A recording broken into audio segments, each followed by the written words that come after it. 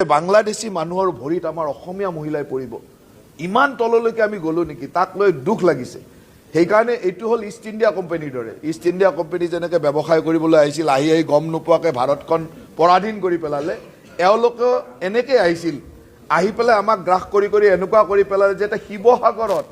খিলঞ্জীয়া অসমীয়া মানুহে বদৰুদ্দিন আজমলৰ ভৰিত পেলাই দিলে কিমান দুখ লগা কথা এইটোতো আপুনি যিয়ে নকওক কিয় কংগ্ৰেছ আৰু AUDF আজমল এটা মুদ্ৰাৰ ইপিঠিৰ দৰে কিন্তু যি নহওক তেওঁলোকেতো লগ হৈ থাকিবই তাত আমাৰ ক'বলগীয়া নাই আৰু সেই আসনখন এনেকুৱা এখন আসন যে ইতিমধ্যে আমাৰ খিলঞ্জীয়া মানুহৰ পৰা সেই আসনখন লৈয়ে গৈছে তেওঁলোকৰ জনসংখ্যাৰ জনগাঁথনিয়ে খিলঞ্জীয়া মানুহৰ আৰু তাত অস্তিত্ব নোহোৱা কৰি পেলাইছে কিন্তু মই ভাবোঁ যে যিখিনি খিলঞ্জীয়া মানুহ আছে সেইখিনি অন্ততঃ এইবাৰ মাৰবান্ধি থিয় হ'ব নহ'লে এনেকুৱা হ'ল যে এতিয়া অসমৰ শিৱসাগৰৰ দৰে ঠাইত অসমীয়া আই মাতৃক গম নোপোৱাকৈ এই ধৰণৰ মানুহে এই ধৰণৰ আগ্ৰাসনকাৰী ভৰিত পেলাই দিলে তাতকৈ আৰু দুখৰ কথা কি থাকিব পাৰে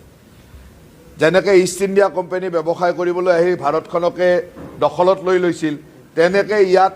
আহি এই বাংলাদেশীবিলাকে এতিয়া আমাৰ অসমীয়া মহিলাক ভৰিত পেলাই দিলে আৰু তাতকৈ আৰু দুখজনক আৰু লজ্জাজনক কথা কি থাকিব মইতো এই ছবিখন দেখি নিজে কান্দিছোঁ কিয় যে এনেকুৱা দিন আহিছে নেকি যে বাংলাদেশী মানুহৰ ভৰিত আমাৰ অসমীয়া মহিলাই পৰিব ইমান তললৈকে আমি গলো নেকি তাক লৈ দুখ লাগিছে